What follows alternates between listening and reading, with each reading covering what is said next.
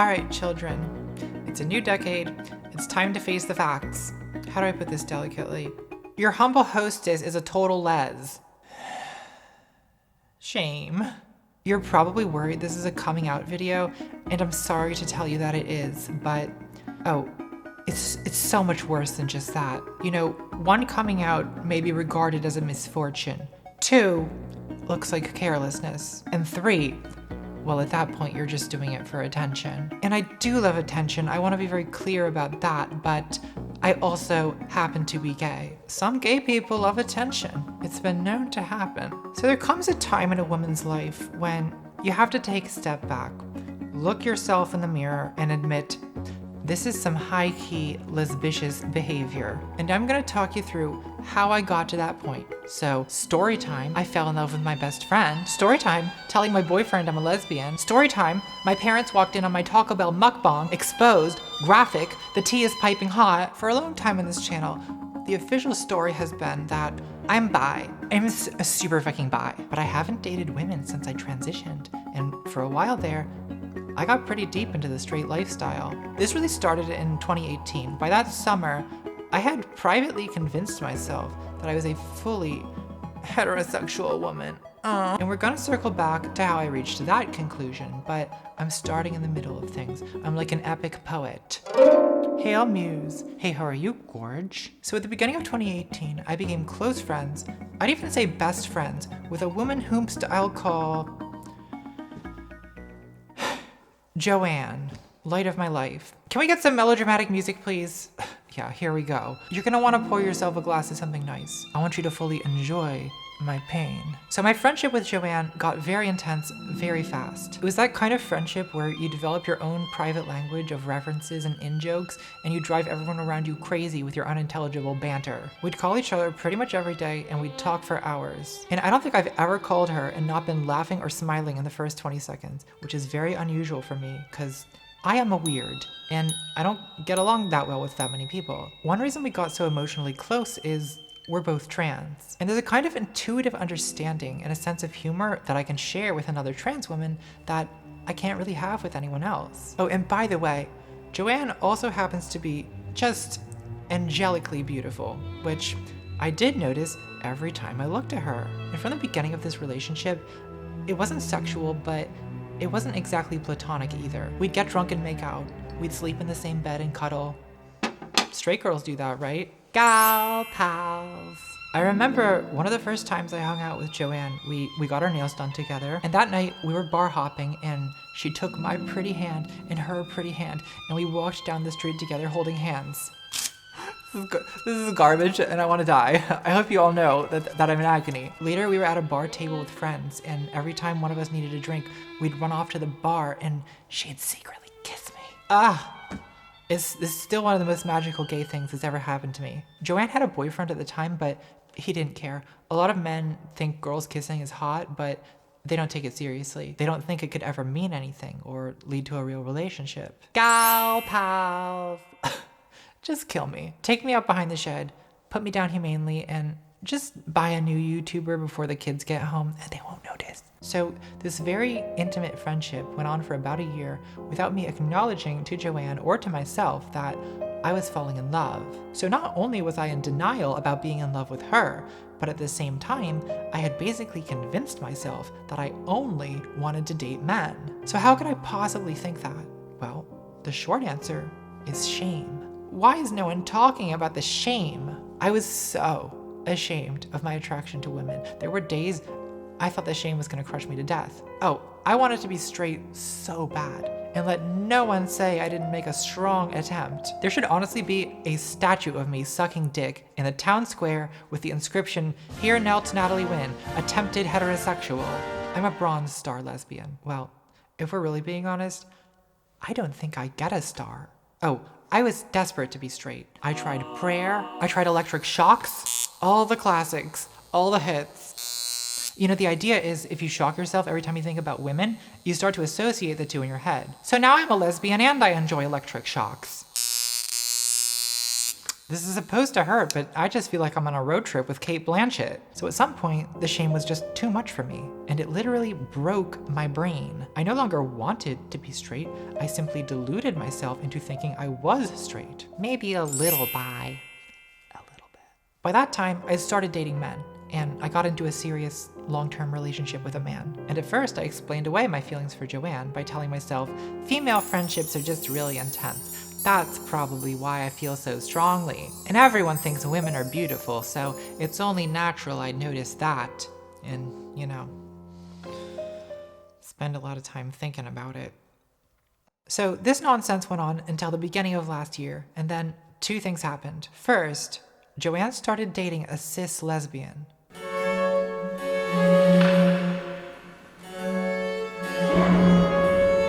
Fuck my drag, right? I think before that, I always knew she was bi, but some combination of self-interested denial and biphobia allowed me to write off my initial crush on her as, I just have a thing for my straight best friend. Like, who doesn't? But that's a very self-serving narrative because it quarantines your feelings inside the safety of unattainable fantasy, and it wards off the pain of potential rejection. Because that way, it's not really me she's rejecting, it's just, she's just not that into women. But once she started dating women, I couldn't tell myself that anymore. And the jealousy hit me so hard, I couldn't ignore it.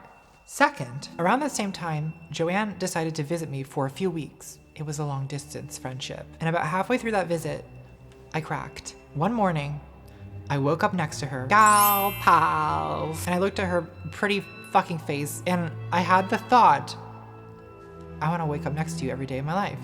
And that is a pretty alarming thought for a petite heterosexual bio girl to have about her gal pal. Oh, never in my life have I fallen so deeply in love with someone. Like, what the fuck is this? What am I feeling? I was experiencing an intensity of emotion that has no right to exist outside of 19th century Italian opera. So I confessed my feelings to Joanne, and love confession gone wrong, devastating.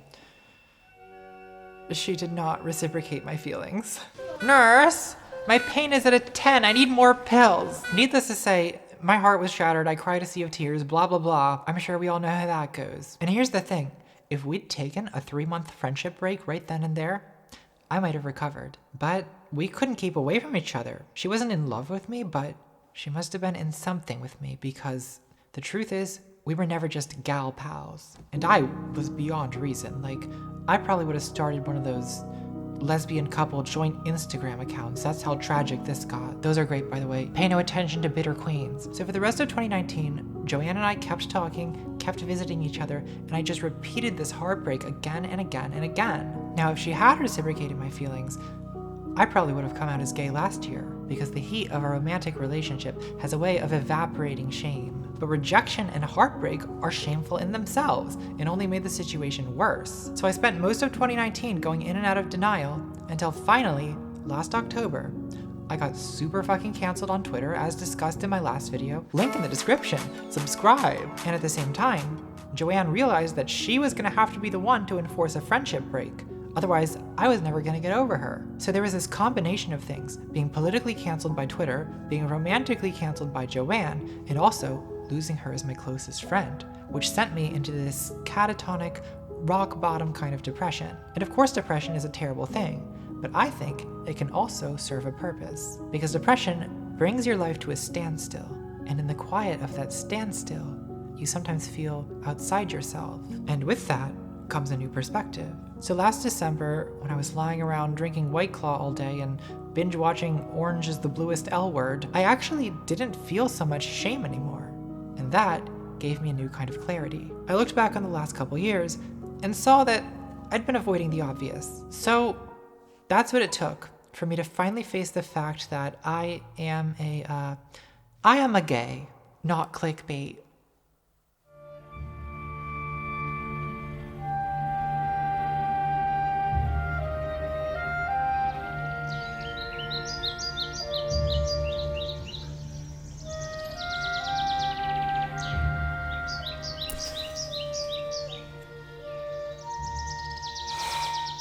Adam's a great guy and all, but I want Lilith.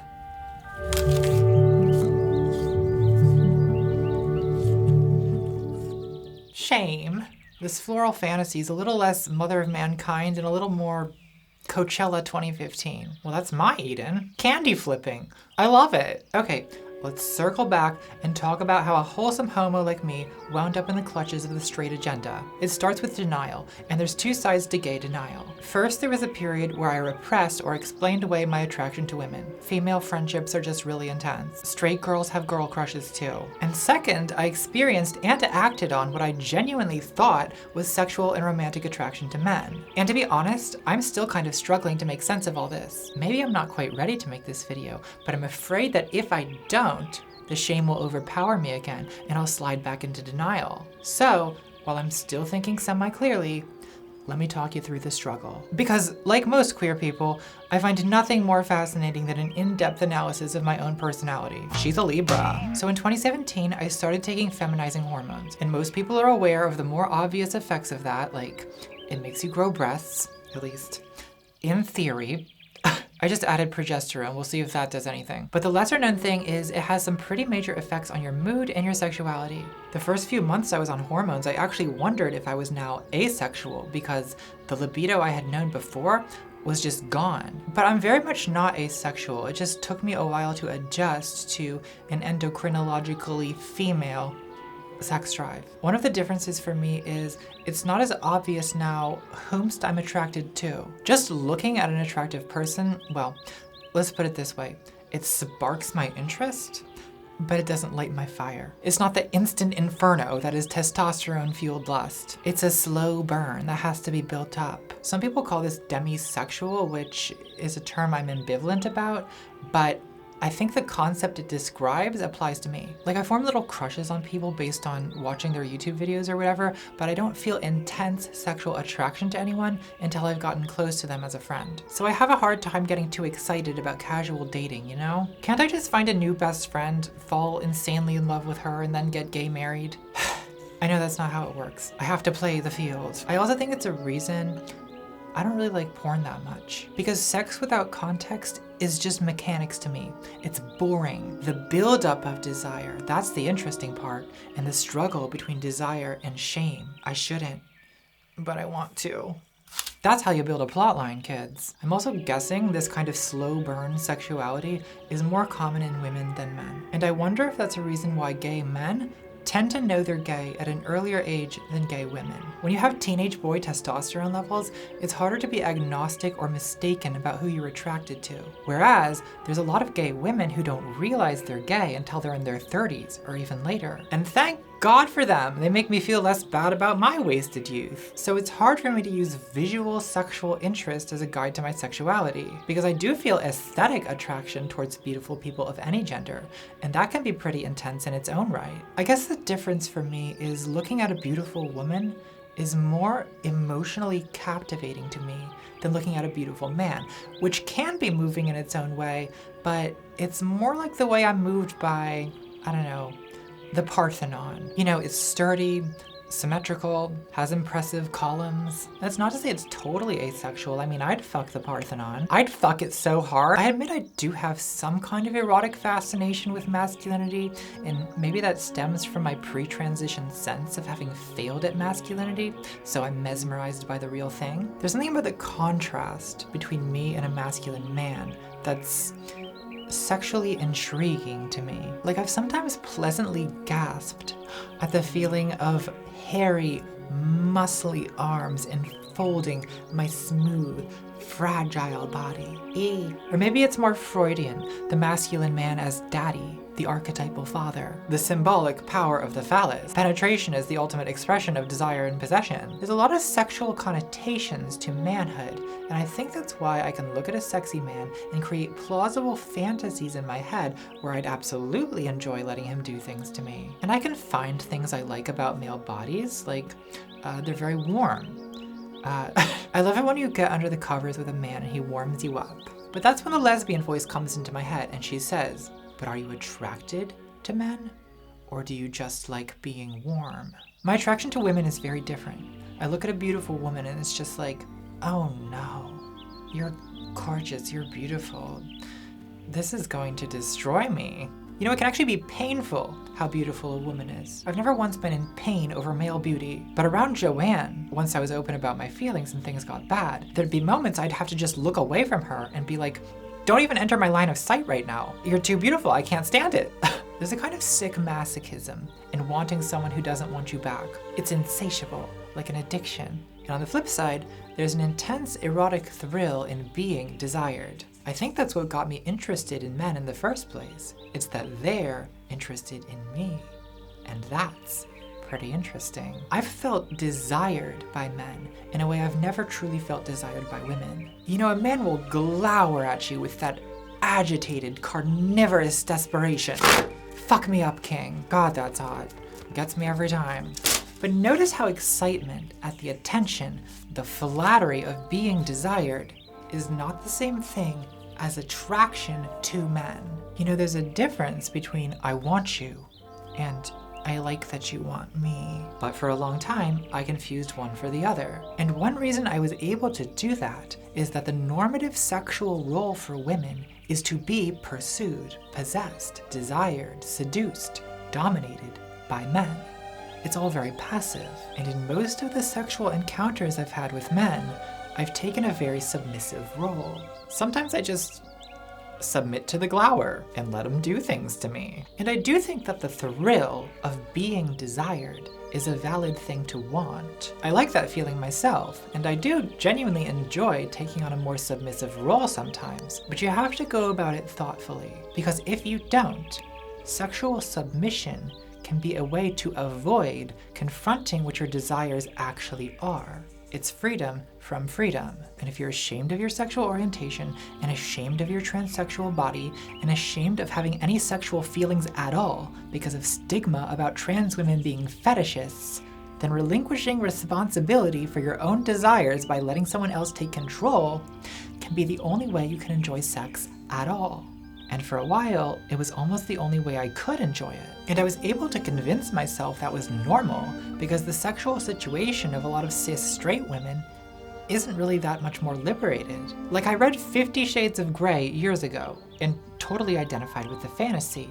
And later, I thought that was evidence I had normative female desires. Never mind that I was identifying with the midlife crisis fantasies of a repressed English housewife longing to be brutalized by a capitalist tyrant. I mean, not to shame women who genuinely do enjoy a healthier version of that fantasy. I think a lot of women pointlessly suffer under a kind of feminist guilt about that. But what makes me different is that for me, submission to a man was simply the only way I could enjoy sex without shame. And that's a lot of what I did for a couple years, even though my real sexual attraction is to women. Whereas, even in the most patriarchal situation, straight women are ultimately attracted to men and sexually aroused by male bodies. Or are they?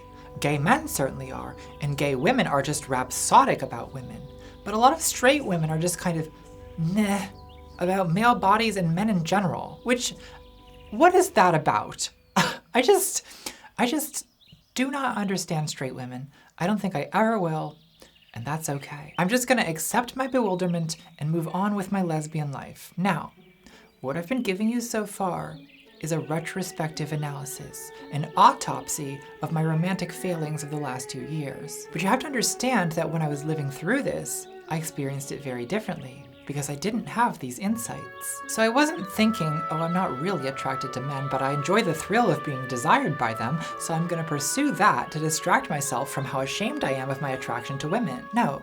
Subconsciously, I put my attraction to women on mute, at least until Joanne ruined my life. And I genuinely thought I was attracted to men, which was a lot more than just a frivolous sexual fantasy. I had a serious long-term boyfriend for 1.5 years, who I had very genuine feelings for. Plot twist, story time. So my ex-boyfriend, let's call him Chad. Oh, and he was a Chad, like full Giga Chad fantasy. You know, he was very masculine, taller than me, objectively attractive, very charming. Straight women used to tell me all the time they were jealous of me for being with him, and obviously I loved that. To me, Chad represented almost an ideal of manhood, a sort of archetypal romantic lead who swept me off my feet and fulfilled my sick fantasies of being a heterosexual woman. Now you probably think I'm gonna say that he was just an abstract fantasy to me, but that once it came to actually dating, I realized I didn't like it.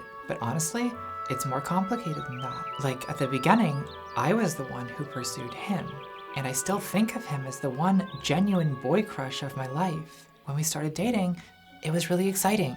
I'd never had a boyfriend before, and he'd never been with a trans woman before. And we had this like adorably heterosexual energy together, like holding hands in the park. It was cute. This would be a better lesbian story if Chad was a cad, but he wasn't.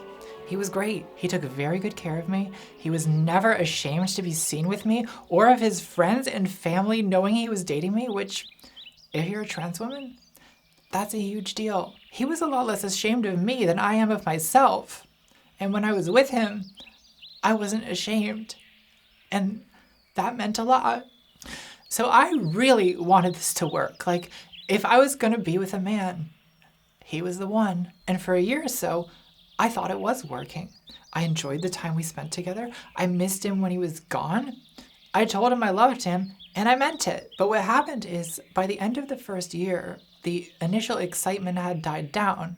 And while Chad was ready to keep escalating the relationship, I was realizing that something was very seriously emotionally wrong on my end. There was something missing. And when I realized I was in love with Joanne, I was like, there's that missing feeling. And I started to understand what my problem was. Then, last fall, I posted to Instagram an aloof picture of me with the caption, "Do I actually like men? Or do I just like attention?"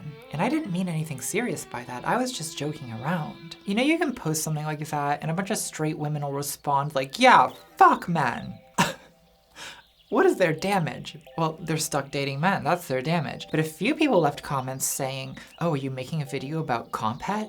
You should make a video about comp het." And I was like, what the fuck is comp het? So I Googled it and I learned that comp het is short for compulsory heterosexuality. Basically, it's the idea that heterosexuality is socially required of women. And it's so bound up with the conventional idea of what it even means to be a woman that gay women often mistakenly believe for years that they're attracted to men. And this Google search led me to a Reddit post called the Am I a Lesbian Master Doc. And I'm reading through this post like, oh no, this sounds terribly familiar. Quote, "Compulsory heterosexuality is the voice in my head that says I must really be het even when I'm in love with a woman. Quote, you have every reason to be happy in your relationship with a man, but you just aren't. Everything is going really well, but something is missing and you can't figure out what. So next thing you know, I'm doing tequila shots at 3 a.m. and taking Am I a Lesbian internet quizzes that were clearly designed for 13-year-olds. And I'm fully a 31-year-old transsexual taking this quiz like, it's true, Samantha was right, I am a total les. All the cis gay people watching this video probably want to kill me right now, because y'all figured this shit out in high school and I'm sitting here in my 30s like, well, can I be a melodramatic baby gay for 30 minutes of my lifetime, please? Is that all right with you, the gays? So to be honest, I still experience comp het thoughts and fantasies. Like for a long time, I've had what seemed to be romantic fantasies about marrying a man. But after a lot of introspection, I've realized that this is not really a fantasy of private happiness and fulfillment. It's a fantasy of social prestige and acceptance. Like, can you imagine if I got married to a tall, handsome man at an opulent wedding with lots of photographers posting to Instagram? I'd be queen of the trannies. I'd be super heckin' valid uwu. But I don't actually want to be married. I want to get married. I want to have a wedding. Basically, I want to wear a wedding dress. I want attention, okay? Please, pay attention to me. So I can totally deconstruct the fantasy, but it's still really hard for me to let it go. I cling to the reassuring conformity of heterosexuality because there's a level of gender instability and deviancy that's inherent to homosexuality. And until recently, I wasn't secure enough in my gender to handle that. Lesbianism is a very advanced form of womanhood, and I think I needed to go through the more 101 straight girl experience before attempting anything as difficult as that. I still have a hard time imagining a happy future for myself as a woman partnered to a woman. And I think that's partly because good lesbian representation in media is so sparse. The best we have is a Showtime melodrama from 15 years ago, which I do like, and I like the new one too. But after that, the runner-up is, maybe not the lesbian representation we need. It's a YouTube show about two drag queens whom we ship. Well, I don't ship them because I have a fully lesbian parasocial internet crush on Katya Zamolodchkova. Don't laugh at me. She's smart, she's funny, she's beautiful. That's everything I'm looking for in a woman. Sure, some haters and losers will probably try to convince me that Katya is in fact a homosexual man posing as a woman, but you know what? This is a super fucking vulnerable moment in my life, and I don't need this right now. I need to be touched by a real woman. I'm losing my goddamn mind. It's so deeply embedded in our culture that marrying a man is the end goal of womanhood. And it's not just Disney movies, it's the Bible, it's Greek mythology, German fairy tales, Victorian novels. The whole weight of cultural history is telling you that what it means to succeed as a woman is to marry a man. And if you're already super dysphoric and insecure about your gender, then to reject that possibility, it hurts. It hurts so bad. But whenever I think about having a long-term partner, not the wedding day, but the 1000th morning waking up together, I can only imagine her being a woman. My brain wants a good man to take care of me, but my heart wants a high-maintenance diva to ruin my life. And once I knew that for sure, I thought it would be wrong to stay with Chad. And this man was like my hinge. He was holding me together. But last December, I broke up with him because I'm a lesbian, which at least is a good reason. I'm having a hard time, you guys. Leave your pity in the comments. And I'm starting to regret eating this fruit too. I feel like shit. I think it's the loss of my immortal soul weighing on me. I could really use a couple Advil and a vodka tonic. I think I might throw some clothes on too. Where's that snake?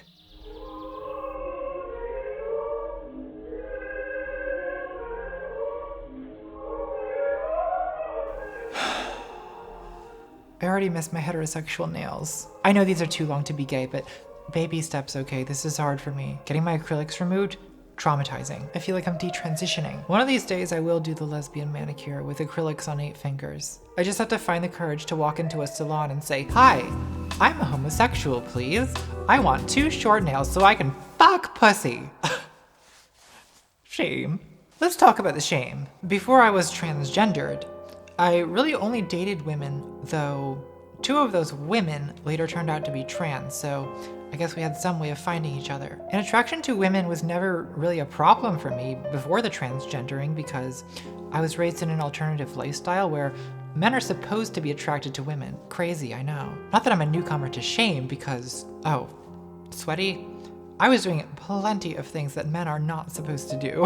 And before I transitioned, my shame was centered around my being, at the time, a gender non-conforming man, which in my early YouTube videos I dealt with by caricaturing myself and basically leaning into the public humiliation, one of my classic techniques. But now, my shame is centered around my failure to be a socially acceptable woman, and the most glaring aspects of that failure are my male past, my sexual orientation, and the severed human heads in my refrigerator. Yeah, killing all those people was not my most feminine moment, but I was having a bad skin day. What was I supposed to do? So there's 2 problems that kind of multiply together. 1, I'm ashamed of being trans. 2, I'm ashamed of being a lesbian. And whatever 1 times 2 is, I'm really ashamed of being a trans lesbian. Ugh. And it's difficult and risky for me to admit these feelings because visible queer people are supposed to perform pride. Why is no one talking about the shame? Because we are ashamed of the shame. But we shouldn't be. The shame is a natural result of shaming. I grew up in a media era when trans women were usually represented as vomit-inducing monstrosities who deserve the violence they bring upon themselves by existing. And I started my transition in the first year of the Trump administration, when there's been constant vilification of trans people in the press, invading women's bathrooms, forcing our insanity on children, destroying Western civilization with our authoritarian pronouns. It's hard to express just the daily humiliation of being a trans woman under these conditions. And then there's the little jabs people throw at you, like my laser technician recently told me, "You must be very courageous to transition because that is not socially acceptable." And then she went back to blasting laser beams into my asshole. And then there's the internet where, I used to spend most of my life before the sadness took over. And I'm sure we all know that people on the internet are a wretched, wretched horde of bigoted attack helicopters. The whole point of this channel is I try to talk sense to these people. I talk to the TERFs and the conservatives, and I try to empathize with their point of view and provide a rational response. But a side effect of all that research is I've acquired a burgeoning vocabulary of self-loathing. It's seeped into my brain and become a part of me. And this lifelong buildup of shame has become a wound at the heart of my existence. And all I can really do about it is compensate by wearing fancy clothes. I may be trash, but I am majestic trash. I am resplendent trash. I am couture trash. And I just bought a mid-century gold-trimmed Venetian blown glass decanter, which helps me forget the shame and self-loathing that plagues my every moment. Now, I'm guessing that a lot of people will be confused about why I'm so ashamed of being gay when I've already come out as trans, which seems like a bigger deal. To paraphrase what some people have told me, you're already a transgendered, and a freak's a freak, so who cares what kind of freak? Well, first of all, I would like to propose a sociological theory, Tiffany's Law. All freaks have a deep psychological need to feel superior to a different type of freak. And trans lesbians are pretty close to the bottom of that pecking order. Who's even left for me to feel superior to? The goddamn Belgians? Fuck this waffle. Second, coming out as trans wasn't as hard for me because I did it incrementally over like 8 years. At first I was like, well, I'm just a man who wears makeup sometimes. Then I was like, actually, it's not just clothes and makeup. I'm actually pretty gender non-conforming in a lot of ways. And then I realized I'm not a man at all, and I identified as non-binary. Then I started taking hormones. In 2 months on HRT, I woke up one day and said, it's fine, I am literally a woman. So by the time I actually came out as a trans woman, that was actually a step up in terms of social acceptability from where I was before. When I was a genderqueer genderfuck, I felt like I didn't fit in anywhere. Whereas when I started transitioning to female, even though at first I had a lot of the same problems, there was at least a goal in mind, some possible future where I could lead a normal-ish life as a woman. So the moment I started identifying as a woman was the moment the compet voice entered my head. Sure, I've never been very attracted to men before, but maybe I'm attracted to them now. I'm a woman, right? I've always been a little bi-curious, and there was that time I kissed a boy when I was drunk. Maybe I can make this work.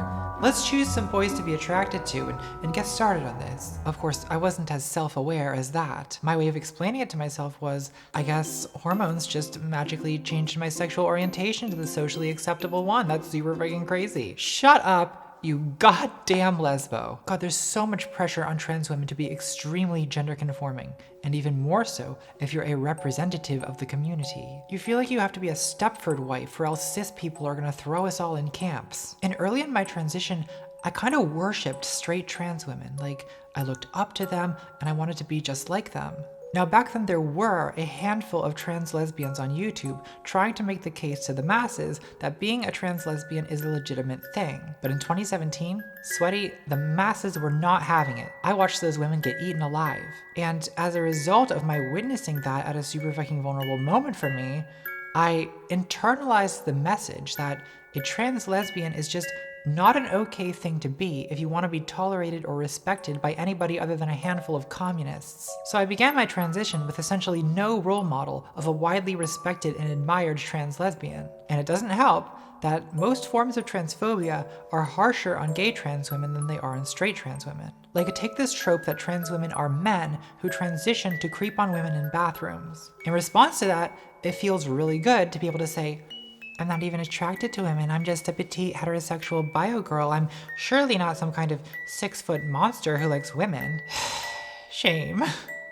Shame. It does make me feel like a monster sometimes, like a mutant that has no place in society. And this shame has actually made it more difficult for me to accept that I'm a gay woman than it was for me to come out as trans in the first place. It's like I made a kind of subconscious bargain where I traded my sexual orientation for my gender identity. So I finally transitioned, only to spend the next couple years living with a different kind of denial. And that denial got pretty deep and pretty dark. This is painful and incriminating to admit, but not all of my shame came from external bigotry. Some of it came from my own judgment and disgust toward things I saw trans lesbians doing, like this anime catgirl shit, which clearly gets under my skin, and not just because these people have been harassing me for 3 years. Like, you see it all over trans Twitter and Reddit, this queasy combination of the hypersexual and the infantile. I'm a heckin' catgirl lesbian cum slut. Meow meow, girl dick, nya nya. Here's the 97th picture of my own legs and thigh-high stripy socks, ooh.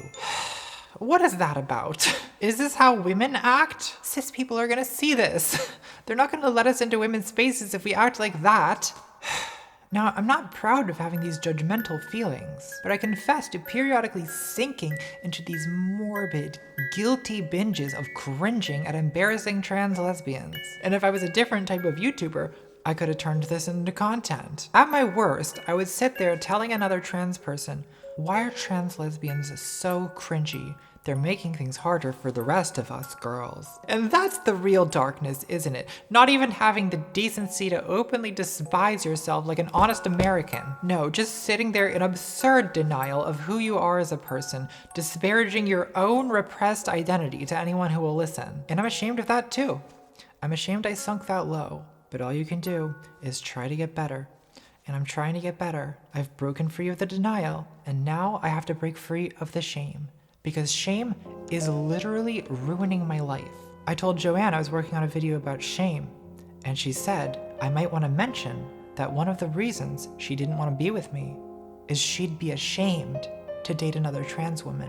She said she feels like relationships between trans women are freakish behavior on the outskirts of society with no attempt to integrate. These are very painful words to hear from the woman you're in love with, but I understand why she feels that way. Joanne gets validation from dating cis men or cis women, but I can't be the hinge that connects her to mainstream society. And it's maddening to me that she feels that way, because I would have chosen her over every cis woman in the world, but I'm just another worthless freak without the authority of society behind me. So my love doesn't count. Shame.